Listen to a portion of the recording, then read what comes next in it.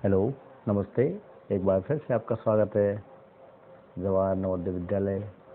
ओह, sorry sorry sorry, इतने video बना बना के इस नवोदय वाले का याद हो गया नाम, इसलिए ठीक है, कोई बात नहीं। वेलकम, हैप्पी होली सबको। आज होली का दिन है, तो आप जो 10वीं बोर्ड की तैयारी कर रहे हैं वो थोड़ा होली को इस बार इग्नोर करें, या फिर थोड़ा बहुत खेलें और ज़्यादा इन्जॉयमेंट में ज़्यादा ध्यान ना दें।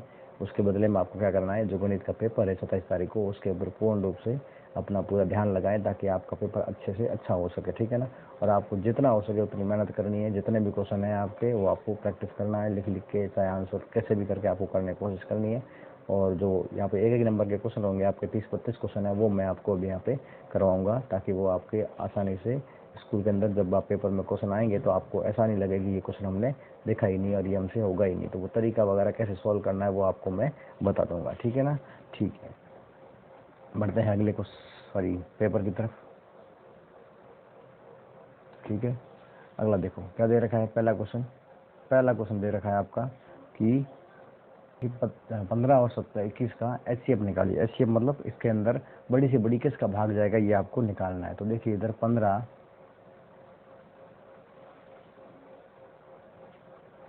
और 21 के अंदर सबसे बड़ी संख्या किसका भाग जा रहा है। देखो इधर 21 में देखो बड़ी से बड़ी किसका भाग जा रहा है, 3 का ही भाग जा रहा है। क्यों? क्योंकि देखो 3 का भाग 15 में भी जा रहा है, 3 का भाग 21 में जाता है, लेकिन 4 का भाग देखो, 4 का भाग 15 में तो नहीं जाता ना, 21 में जाता है, तो ये तो हो नहीं सकता। और 5 है तो 5 का भाग 15 में जा रहा है, लेकिन 21 में नहीं जा रहा है। और 2 का भाग तो फिर मतलब ही नहीं कहूँगी, 3 आ गई ना बड़ी संख्या हमारी, तो ऐसी बड़ी संख्या होती है वैसे निकाल लो, या फिर तुम सीधा देख लो कैसे करोगे आप। 15 इधर लिख दिया और इधर लिख दिया आपने 21, ये रखो, ठीक है।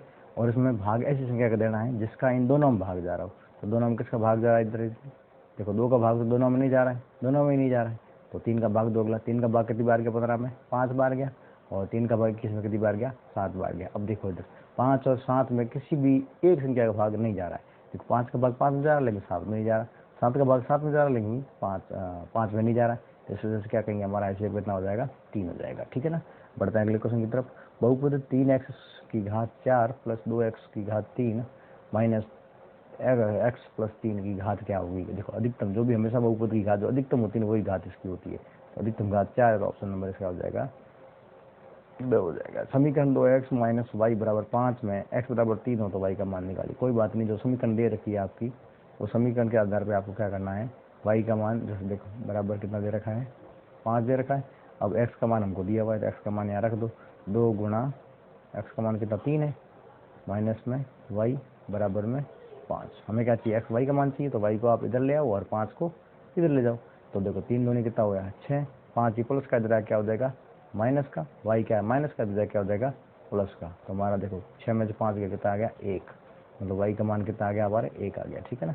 y का मान कितना आ गया 1, ऑप्शन नंबर 2 करेक्ट हो जाएगा, ठीक है। फिर क्या निम्नलिखित द्विघात समीकरण है। अब इसमें द्विघात समीकरण जिसकी अधिकतम घात क्या होगी 2 होगी, वही द्विघात समीकरण। अब एक बात ध्यान रखना, द्विघात समीकरण में और द्विघात बहुपद में एक फर्क होता है कि द्विघात समीकरण बराबर में क्या लिखा होता है, 0 लिखा होता है। क्या लिखा होता है, एक तो घात की अधिकतम घात क्या होती है 2 होती है, और प्लस बराबर में क्या लिखा होता है 0 लिखा होता है। तो ध्यान दीजिए एक बार, देखो ये 100 ऑप्शन है, इसमें देखो बराबर में 0 नहीं लिखा है। अब ये है, ये क्या है, द्विघात बहुपद है, द्विघात समीकरण नहीं है। लेकिन जो हमारा 2 ऑप्शन है 2 है ना, उसमें क्या दे रखा है x square plus 5x plus 4 बराबर 0। तो ये हमारा क्या है, द्विघात समीकरण सही है, ठीक है ना। बाकी अब इसको सॉल्व करोगे तो क्या आएगा, x इंटू एक्स की घात 4 हो जाएगी, x की घात 4 माइनस 1 बराबर बट्टे में से इसको सॉल्व करोगे तो x की अधिकतम घात कितनी रहेगी 4 रहेगी, ठीक है। तो ये हमारी द्विघात समीकरण नहीं रहेगी, ठीक है। फिर इसको जो वो ऑप्शन है वो ऑप्शन को सॉल्व करोगे तो आपका x इंटू एक्स करोगे तो एक्स स्क्वायर प्लस 1 बट्टे में x, फिर इसको अधिकतम घात इसकी भी x की घात 3 आएगी, ठीक है ना। इसको सॉल्व करोगे तो अधिकतम घात 3 आएगी, इसलिए वो भी नहीं होगा। देखो मैं आपको बता देता हूँ कैसे, एक बार टाइम ज़्यादा हो रहा है लेकिन फिर भी इसका आप आंसर ध्यान रखना, मैंने आपको बता दिया अधिकतम घात 2 होगी और बराबर में 0 होना चाहिए। ऐसी कौन सी होगी, तो वो आपका कौन सा ऑप्शन नंबर 2 होगा, ठीक है ना। फिर भी यदि ऑप्शन नंबर यदि मान लो और वो आपको समझ ना हो तो मेरे कमेंट करना, मैं आपको इसका सॉल्यूशन करके आपको समझा के भेज दूंगा, ठीक है ना। ठीक है, अगला क्वेश्चन बढ़ते हैं। क्या दे रखा है, n वा पद 7 माइनस 4n है, तो सार्वंतर क्या होगा इसका।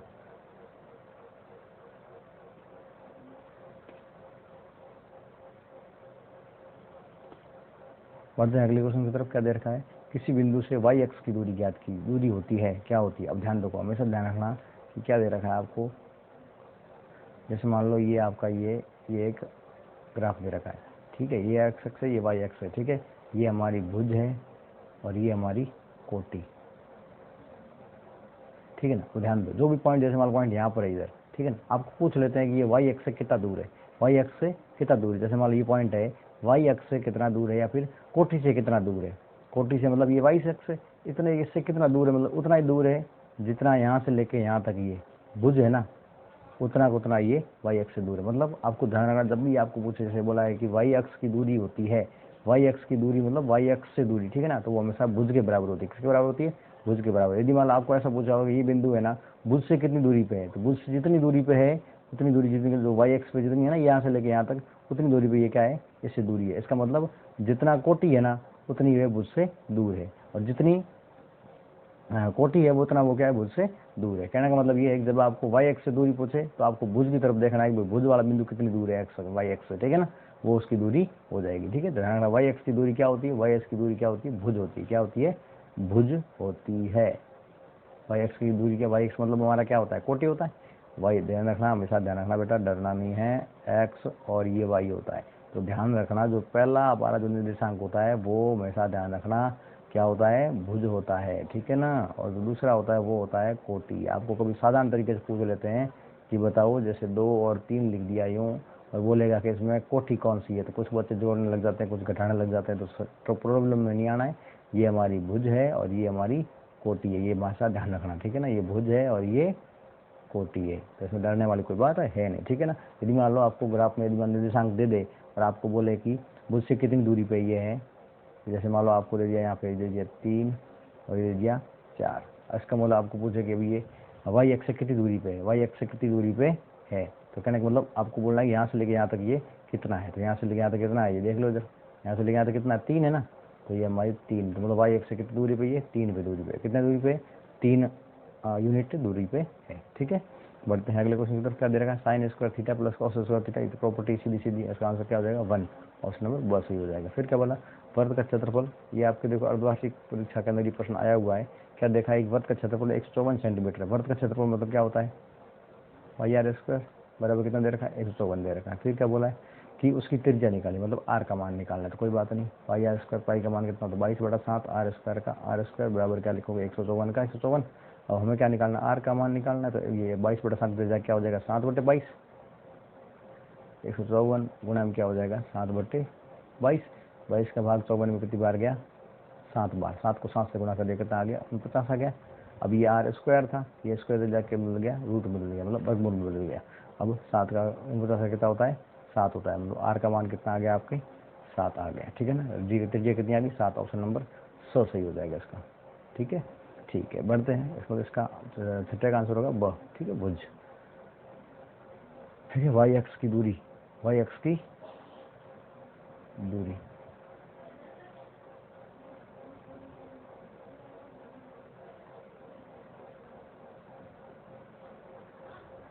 वाई अक्ष से दूरी ना, वाई अक्ष की दूरी क्या कहलाती है,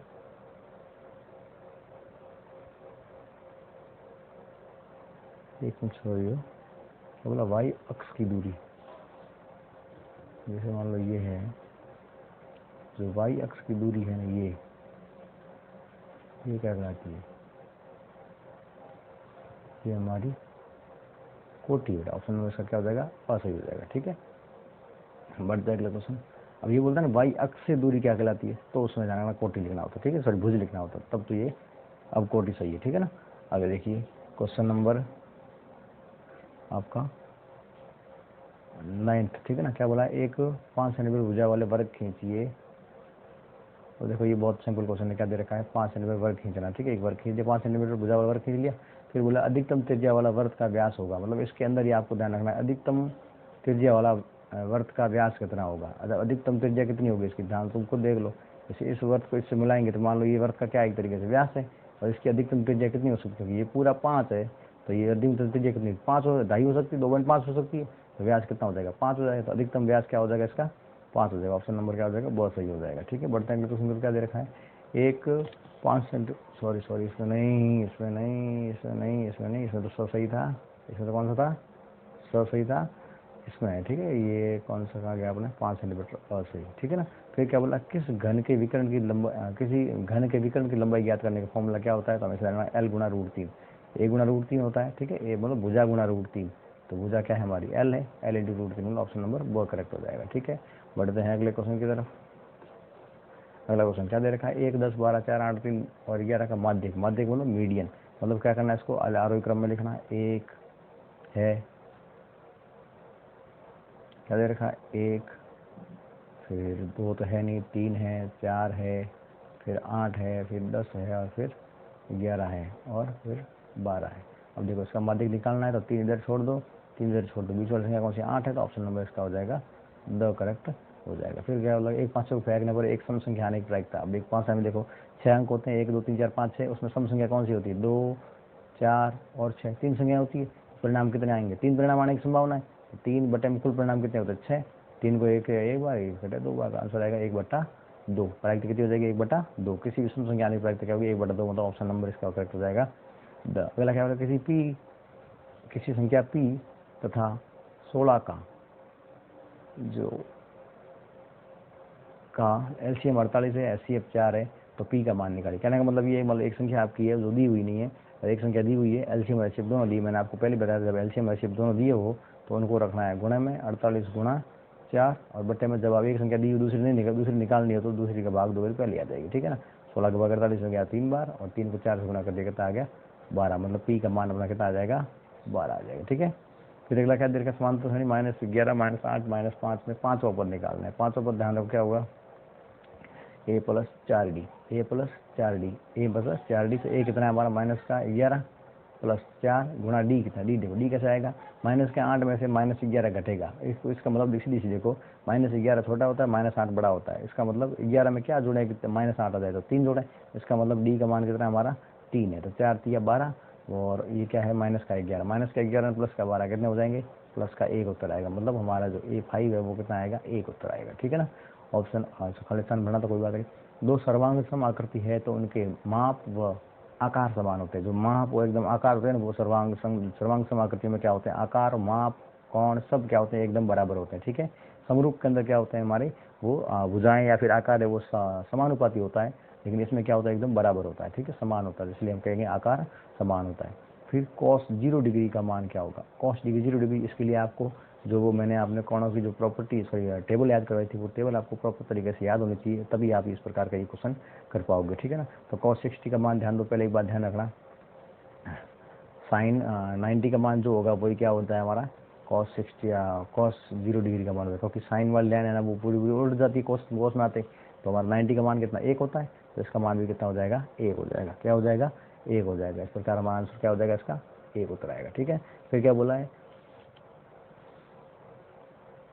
ठीक है, टेबल आपको प्रॉपर याद करनी पड़ेगी, तभी आपका ये काम आएगा, ठीक है। टेबल मैंने तरीका बताया था कि आपको टेबल कैसे करनी है, और नहीं हो तो एक बार आप मुझे बता देना, मैं आपको वापस ये रिवाइज करवा दूंगा। सीधी सी बात है, आपको साइन वाली पहले एक लाइन लिखनी है जिसमें 1 2 3 4 सॉरी 0 1 2 3 4 तक लिखना है, ठीक है। कोणों के माप जैसे मान लो आपको मैं बता दूँ, टाइम ज़्यादा हो रहा है मैं नहीं बता पाऊँगा, ठीक है ना। एक बार सॉरी इसके लिए मैं आपको और अलग वीडियो बना के एक बार बता दूंगा, ठीक है ना। मुझे थोड़ा फास्ट करना पड़ेगा, टाइम नहीं, इतना आप देखते नहीं, बोर हो जाते हो इसलिए, ठीक है ना। 2 आकृति सर्वांग सम हो गया, ये तो हो गया। अब देखो क्या दे रखा है, 5 7 x तथा 9 का समांतर माध्य 9 है। समांतर माध्य मतलब आप इसे कह सकते हो कि समांतर माध्य मतलब औसत, ठीक है ना, एवरेज, ठीक है ना। तो औसत कितना दे रखा है, तो औसत का बोलो या समांतर माध्य बोलो, 5 + 7 + x प्लस में 9 बटे में कितनी संख्या है उतना, राशियों की संख्या कितनी, राशियों का योग बड़े राशियों की संख्या। औसत का फॉर्मूला क्या होता है, राशियों का योग बड़े राशियों की संख्या। 1 2 3 4 है तो 4 लगा दिए भाग में, बराबर कितना दे रखा है, समांतर माध्य 9 दे रखा है भाई, इनको जोड़ के इनका भाग देने पे समांतर माध्य आता है, ठीक है, इसलिए मैंने बराबर में क्या रखा, 9 रखा। अब देखो 4 क्या भाग में दे क्या हो जाएगा, गुणा में, तो 9 चौक 36। अब इन सबको जोड़ दो, 7 और 5 12, 12 और 9 कितने हो जाएंगे अपने 21 हो जाएंगे, 12 और 9 कितने होंगे 21 हो जाएंगे, 21 प्लस में क्या हो जाएगा x। अब ध्यान दो बराबर में बराबर है, x का मान निकालना, 21 प्लस में क्या हो जाएगा, माइनस में हो जाएगा, तो माइनस घटाएंगे, इसमें कितना आएगा, 5 का 5 आएगा, 3 में से 2 जाएगा तो 1 आ जाएगा, मतलब x का मान आ गया अपने 15 आ जाएगा, ठीक है, करेक्ट। आगे देखो क्या दे रखा है कि एक पासे को उछालने पर 6 आने की प्रायिकता। देखो 6 है ना, हाँ 6 एक ही होता है, तो परिणाम कितना 1, टोटल परिणाम कितना 6, तो 1/6 इसकी प्रायिकता हो जाएगी, ठीक है। बढ़ते हैं अगले क्वेश्चन की तरफ। क्या दे रखा है, घात 2 के बहुपद को कौन सा बहुपद कहते हैं? इसको कहते हैं द्विघात बहुपद कहते हैं। क्या कहते हैं उसको? द्विघात बहुपद कहते हैं। जिसकी घात 2 होती है उसके क्या कहते हैं? द्विघात बहुपद कहते हैं। और जो 1 होती है घात उसको रेखिक बहुपद कहते हैं। ठीक है, द्विघात बहुपद, द्विघात बहुपद कहते हैं। फिर देखो x प्लस वाई बराबर 14 और x माइनस वाई बराबर 4, x माइनस वाई बराबर में 4। ठीक है ना। अब क्या x का मान निकालना, जब भी ऐसे कंडीशन दे रखी हो 2 प्लस में और 2 माइनस में संख्या दे रखी हो तो हमेशा इसको जोड़ना है। क्या करना है? जोड़ना है। जोड़ेंगे, देखो y से y कट गया और x और x कितना हो गया? 2x हो गया और 14 और 4 कितना हो गया? 18 हो गया। तो x का मान निकालना है तो 18 के अंदर 2 का भाग देंगे तो कितना आ जाएगा? 9 आ जाएगा। कहने का मतलब x का मान कितना आ जाएगा आपके? 9 आ जाएगा। ठीक है ना। फिर अगला देखिए, अगला क्वेश्चन क्या दे रखा है कि एक्स स्क्वायर माइनस एक्स बटे में 4 बराबर 0 का हल ज्ञात कीजिए। हल ज्ञात कीजिए मतलब एक्स का क्या मान हो कि एक्स का मान निकालना, तुलना की बात ये। ठीक है ना। तो देखो इसको क्या करेंगे, x square minus x square sorry x बटे में 4 बराबर में 0। मैं इसको सॉल्व करूंगा तो क्या करूंगा, 4 को इस एक्स से गुणा किया कितना हो गया? 4x square. एक मिनट मैं इसको सीधा ही कर देता हूँ, एक मिनट सीधा कर लो। बराबर कितना है? 0 है। मैं क्या करना है, इसके ये हर को हटाना, 4 को हटाना। तो मैं क्या करूँगा, पूरी समीकरण क्या करूँ मैं? 4 से गुना कर दूँ। तो 4 को गुना से किया तो पहले हो जाएगा 4x स्क्वायर हो जाएगा। इसको फिर x से हम 4 से गुना करेंगे, यानी गुना ये 4 बराबर इसको भी गुना करेंगे 4 से, तो क्या हो जाएगा? 4x स्क्वायर माइनस 4 से 4 कट गया तो क्या बचेगा? 1x। ठीक है, और बराबर में क्या बचेगा? 0। तो हम देखो हमारे पास में ये चीज़ आ गई। अब इसमें देखो क्या चीज़ कॉमन आ रही है यहाँ पे 3 पद तो है नहीं, तो यहाँ पे क्या क्या है? कॉमन आएगा। ठीक है, कॉमन कैसे करोगे? x इधर भी है, x इधर भी है, तो x क्या आ गया? इधर कॉमन आ गया। x कॉमन आ गया, अंदर क्या बचेगा? 4x माइनस में यहाँ कुछ नहीं तो वहाँ क्या लिख दिया? 1 बराबर में क्या आ गया? 0। मतलब इस समीकरण के दो हमारे के पास फैक्टर आ गए, एक तो x है, दूसरा 4x माइनस 1 है। तो एक तो x है हमारा फैक्टर और एक क्या है? 4x minus x। अब x से तो कुछ निकाल नहीं सकते, तो हम क्या करेंगे? इससे हम निकालेंगे। तो 4x माइनस 1 बराबर में 0 रखेंगे। अब हम x का मान निकालना है तो एक ये माइनस का दर्जा क्या हो जाएगा? प्लस का हो जाएगा। फिर 4 के साथ क्या आएगा? x में गुणा में है, तो ये 4 दर्जा क्या हो जाएगा? भाग में हो जाएगा। इसका मतलब x का मान क्या आ जाएगा? 1/4 आ जाएगा। ठीक है ना। इसका हल क्या है? 1/4 इसका हल है। ठीक है। समांतर श्रेणी में 21, 18, 15। अगला क्वेश्चन, समांतर श्रेणी 21, 18, 15, 22 में सातवां पद। सातवां पद मतलब एक तरीके से हम कह सकते हैं a प्लस में 6d, a plus 6d। a कितना है आपका? 21 है, प्लस 6 और d का मान क्या है? ध्यान देखो माइनस का है, क्योंकि देखो 21 के बाद 18 आ रहा है, मतलब कम हो रहा है। तो 18 में से 21 गिराओगे तो माइनस का 3 आएगा। कितना आएगा? माइनस का 3 आएगा। तो इसके लिए हम क्या करेंगे? 6 को -3 से गुणा करेंगे तो कितना आ जाएगा? माइनस का 18 आएगा। कितना आएगा? माइनस का 18 आएगा। और 21 का 21 है ही। ठीक है। अब 21 में से 18 गया, पीछे कितना बचा? 3 आया। कहना मतलब क्या हुआ, हमारा जो a प्लस 7d सातवां पद था वो हमारा क्या हो जाएगा? 3 आ जाएगा। इसका खालिस्तान मान से क्या आएगा? 3 आएगा। अगला देखो क्या दे रखा है? पांचवा क्वेश्चन। क्या दे रखा है? पांचवा क्वेश्चन। पांचवा क्वेश्चन ट्रायंगल दे रखा है कि पी क्यू आर। ठीक है, कोई ट्रायंगल है पी क्यू आर। ठीक है ना। फिर बोला है पी एस 3 है। अब देखो एक चीज़ और दे रखी है इसमें, एस और टी। तो हम कह सकते हैं भाई ये इसको जैसे मान लो इसका मध्य बिंदु लिख दिया एस और ये दे दिया इसके ऊपर बिंदु आ टी। ठीक है ना। अब ध्यान दीजिए पी एस कितना है? 2 सेंटीमीटर। फिर क्या बोला है? एस क्यू कितना है? 3 है। फिर क्या बोला है? पी टी कितना है? 4 है। और हमें बोला है कि टी आर की वैल्यू फाइंड करो। तो जाना नहीं क्या है, कमा आपने समरूप वाला फॉर्मूला पढ़ा है आपने कि समानुपात में क्या, समरूप त्रिभुज के अंदर क्या होता है? उनके समानुपात बराबर होते हैं। जो भुजाओं का अनुपात होता है वो क्या होता है? समानुपाती होता है। भुजाएं जो होती है वो एक दूसरे क्या होती है? समानुपाती होती है। हम लिख सकते हैं कि भाई पी एस बटे में एस क्यू बराबर होगा पी टी बटे में टी आर। ये बराबर होंगे। तो पी एस कितना है अपना? 2 है। एस क्यू कितना है? 3 है। बराबर में पी टी कितना है? 4 है। हमें क्या निकालना है? टी आर निकालना है। टी आर को इससे गुणा कर दो, इसको इससे गुणा करो। 4 से कितना आ गया? 12। इधर आ जाएगा 2 गुणा टी आर, 2 गुणा टी आर। टी आर का मान निकालना है, गुणे में है, दर्जा क्या हो जाएगा? भाग में हो जाएगा। तो 2 का भाग 12 में देंगे कितना आ जाएगा? 6 आ जाएगा। ऑप्शन नहीं सॉरी, टी आर का मान कितना आएगा? 6 सेंटीमीटर। कितना आएगा? 6 सेंटीमीटर। अगला क्या बोला? बिंदु 0, 0 व 6, 8 के बीच की दूरी ज्ञात कीजिए। अब देखो बहुत सिंपल क्वेश्चन है। इसमें देखो क्या कहा गया है। अब देखो इसमें क्या कहा गया है कि जैसे देखो इसमें क्या बोला है कि 0, 0 मतलब मूल बिंदु से, तरीके से 0, 0 का मतलब क्या होता है? मूल बिंदु। और मूल बिंदु से आपको क्या करना? दूरी निकालनी। तो इसका फॉर्मूला होता है तो दूरी निकालना मतलब डी निकालने का, मूल बिंदु से निकालने का क्या फॉर्मूला होता है, under root X square plus में होता है वाई स्क्वायर। अब एक्स स्क्वायर क्या आपका इसमें 6 का स्क्वायर कितना होता है 36 और 8 का स्क्वायर कितना होता है 64, और दोनों को जोड़ दें कितना हो जाएगा 100 हो जाएगा, और अंडर रूट के साथ आंसर कितना आ जाएगा 10। इसके तो हम कहेंगे इन दोनों के बीच दूरी कितनी हो जाएगी 10 सेंटीमीटर हो जाएगी, या फिर 10 इकाई हो जाएगी। ठीक है, बढ़ते हैं अगले क्वेश्चन की तरफ।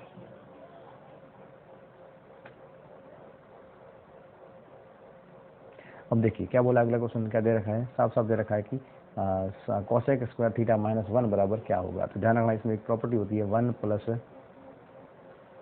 प्लस कॉट स्क्वायर थीटा बराबर होता है कोसेक स्क्वायर थीटा, ये होता है। अब हमें क्या दे रखा है कोसेक स्क्वायर थीटा माइनस 1, तो देखो कोसेक स्क्वायर थीटा यही, ये देखो 1 क्या प्लस का, इधर जाके क्या हो जाएगा माइनस का, तो क्या लिख सकते हैं अपन उसको कोसेक स्क्वायर थीटा माइनस 1। अभी जो ये स्क्वायर है वो इधर जाके क्या हो जाएगा वर्गमूल हो जाएगा, ये वर्गमूल हो गया, इधर क्या बचा, इस साइड में कुछ नहीं बचा, सिर्फ क्या बोला कॉट थीटा बचा, क्या बचा कॉट थीटा बचा। तो हमारा देखो क्या बोला, इसका मान ये और ये सेम हो गया, इसका मतलब हमारा जो आंसर है वो क्या होगा हमारा कॉट थीटा हो जाएगा। तो इसका आंसर आएगा cot only for cot theta. अब देखिए, अब ये थोड़ा क्वेश्चन नया है आपका, ठीक है, और हमने भी आगे जो आपके सिलेबस में कई किताब में आए तो हमने बताया नहीं, ठीक है ना। तो इसमें ध्यान रखना कि जो हमारा एक बात शिक्षा नहीं है उसको एक बार दिखाते हैं, मैं एक बार दिखाता हूँ, क्योंकि एक मिनट, सेक पाई बटा 3 का मान क्या होगा। तो ध्यान रखना, एक आपको मैंने आपको फॉर्मूला सॉरी टेबल बता रखी है आपको एक, उस टेबल को आप ढंग से थोड़ा एक बार देख लेना, ताकि देखो टेबल कौन सी है 0 डिग्री 30 डिग्री 45 डिग्री 60 डिग्री और 90 डिग्री। ध्यान रखना, यह मैंने आपको टेबल करवाई हुई है, जो साइन थीटा कॉस थीटा और tan theta cosec theta sec theta उसके लिए होती है। तो ध्यान रखना आपका जो इसका मान होगा 90 का मान होता है पाई बटा 2, इसका होता है पाई बटा 2, इसका होता है पाई बटा 3, इसका होता है पाई बटे 4, और इसका होता है पाई बटे 6, इसका होता है 0।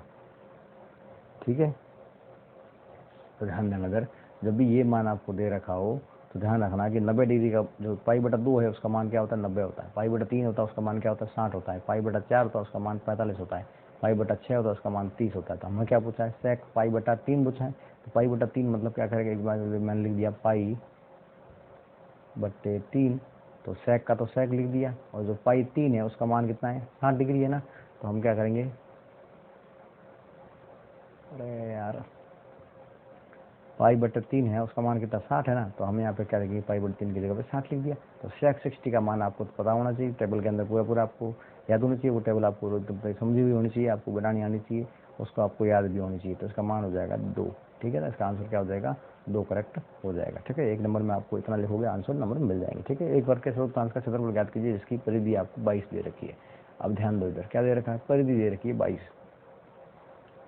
परिधि 22 दे रही है, परिधि दे रखी है, इसका मतलब क्या दे रखा है 2 पाई आर दे रखा है। परिधि का मतलब क्या होता है 2 पाई आर होता है, 2 पाई आर आपको दे रखा है, मतलब 2 पाई आर दे कितना दिया हुआ 22 दिया हुआ है। तो हमें क्या निकालना है यहाँ से आर निकालना है, क्योंकि आर हमको अगले में चतुर्थांश का क्षेत्रफल निकालने के लिए आर का मान चाहिए। ठीक है, तजिया हमसे यहाँ से निकालेंगे तो पाई का मान आर मान निकालेंगे ना, तो 22 का तो 22 पड़ा इधर, 2 इधर गुणे में जाके क्या हो जाएंगे भाग में हो जाएंगे, और जो ये 22 बटा 7 है पाई का मान इधर जाके क्या हो जाएगा 7 बटे 22 हो जाएगा। ठीक है, आपको पूरा सॉल्व करना, मैंने थोड़ा डायरेक्ट कर रहा हूँ। 7 देखो कितना आएगा, पाई का मान कितना आ गया 2 बटे सॉरी पाएगा नहीं, आर का मान कितना आएगा 7 बटे 2 आ गया। अब चतुर्थांश का क्षेत्रफल मतलब क्या होता है, चतुर्थांश का कोण कितना होता है थीटा बटे 360 गुना पाई आर स्क्वायर, ये होता है। अब ध्यान दो थीटा का मान कितना है हमारा, तो चतुर्थांश होता है ना, चतुर्थांश मतलब समझते हो ये वर्त है, तो वर्त के जो चौथा भाग होता है नहीं चौथा भाग, ये चतुर्थांश कहलाता है पूरा पूरा। ठीक है ना, तो चतुर्थांश का कोण हमेशा कितना होता है 90 डिग्री का होता है। तो 90 बटा सीधा ले तो 90 बटा 360, थीटा का मान कितना है हमारा 90, थीटा का मान कितना है 90, तो 90 लिख दिया, गुणा पाई का मान 22 बटे 7, और गुणा आर कितना है 7 बटे 2 गुणा 7 बटे 2। ध्यान दो 7 से 7 कट गया, 2 से 22 कट गया 11 बार, 0 से 0 कट गया, 9 का भाग 36 में गया 4 बार।